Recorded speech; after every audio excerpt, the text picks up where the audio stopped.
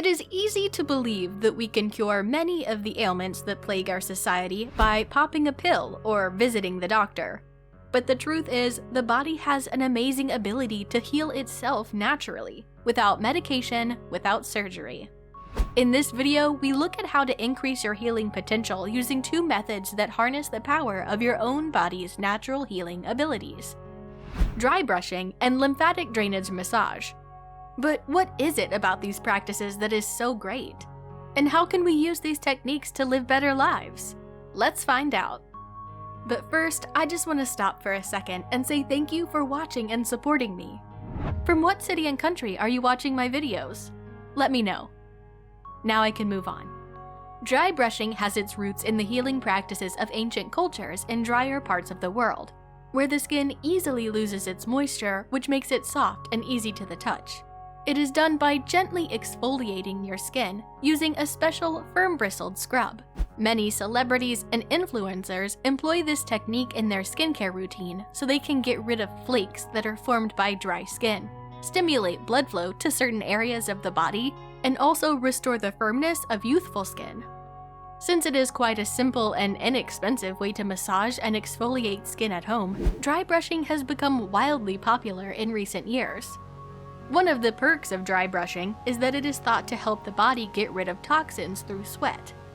The bristles on the brush stimulate the pores and open them up.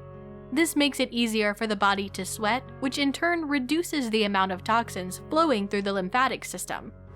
It is important to know your lymphatic system is crucial to your immune health. The lymphatic system helps your body fight off infections by filtering through the fluids that flow through the lymph nodes.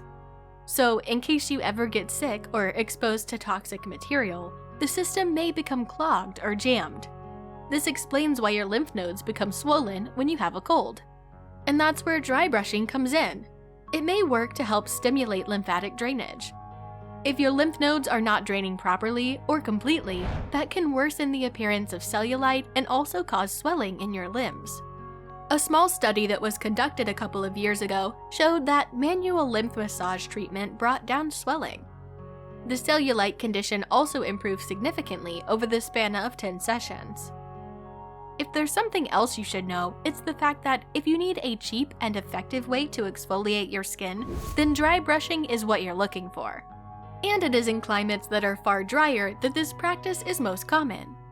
It's also useful in winter when the moisture that keeps the skin soft and smooth is sorely lacking. That would result in skin flakes since the skin is so dry.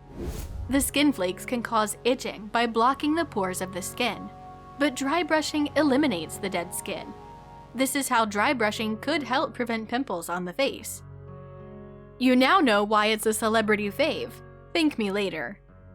The coarse bristles brushes away dry, dead cells from the skin, giving you that smooth, flawless skin your favorite stars flaunt around. If you're going to dry brush your skin, you're not going to scrub yourself like it's a sponge. Your brush must have coarse, preferably natural fiber bristles that you would rub yourself with in a specific pattern. If the fibers of your brush are good enough, dead skin is removed from the pores. This will enhance the ability of the skin to get rid of body waste like oil and sweat. Since dry brushing has a similar effect on the body as massage, research suggests that dry brushing can reduce how often cellulite appears. This condition primarily affects women. Whenever an area of the body has been affected by cellulite, it appears rippled. Whatever is its cause, it has not been fully understood.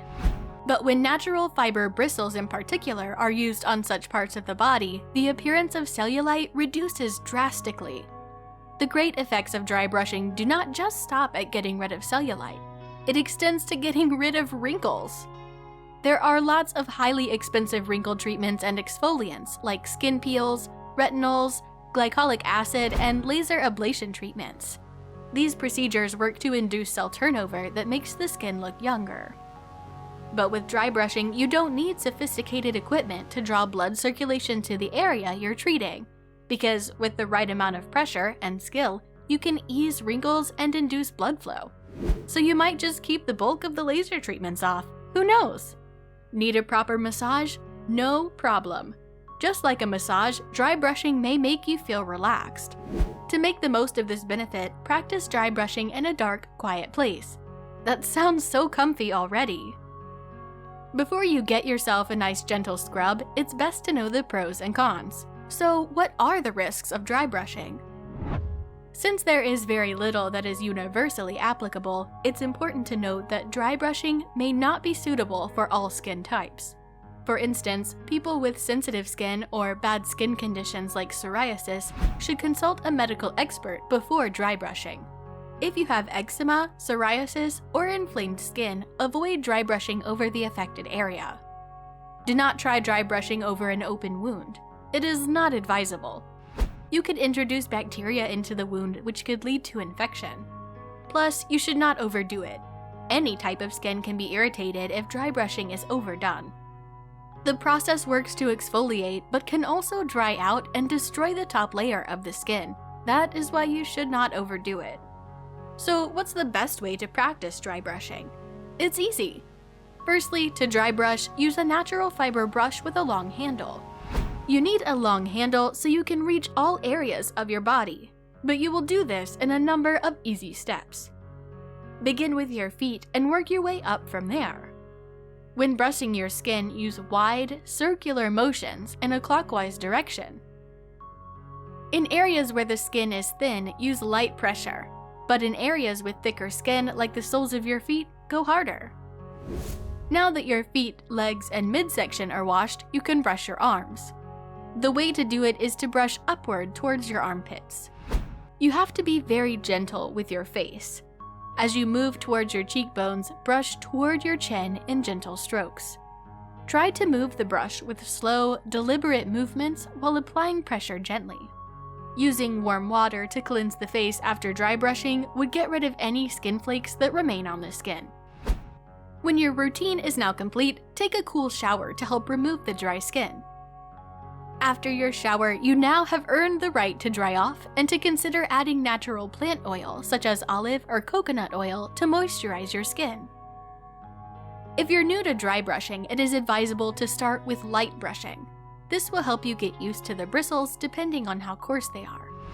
But once you have become used to it, you can apply as much pressure as you can tolerate without injury.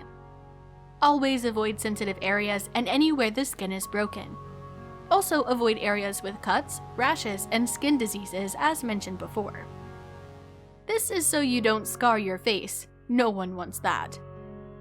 Now, what do you need to get started with dry brushing? Dry brushing in the shower is very convenient because you can easily clean up there with your privacy secure. A good natural bristle brush can be purchased for less than $10, but if you want the dry brushing kit, you should be willing to spend a bit more than $10, right?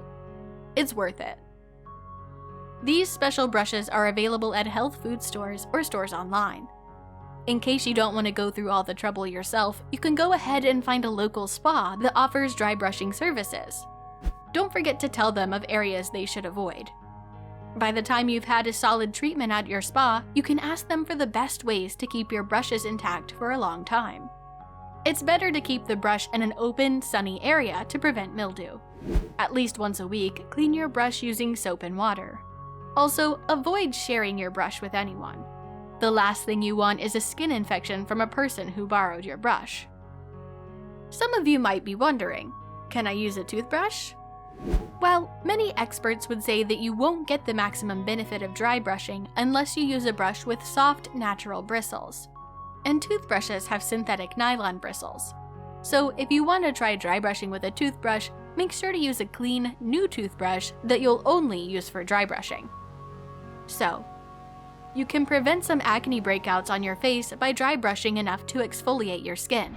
There are also studies that just as much as it feels good to run dry bristles over your face, show it stimulates healthy circulation right below the surface of the skin. On the other hand, it is also possible to overdo it with dry brushing. Only dry brush your face when it's completely clean. Dry brushing should not be expected to be a miraculous replacement for conventional medical treatment. Thanks for watching this video. To get more great health tips, don't forget to smash the like button, share our video with friends and family, and subscribe to our YouTube channel. You can also check out our previous videos. See you on the next one. Until then, bye-bye!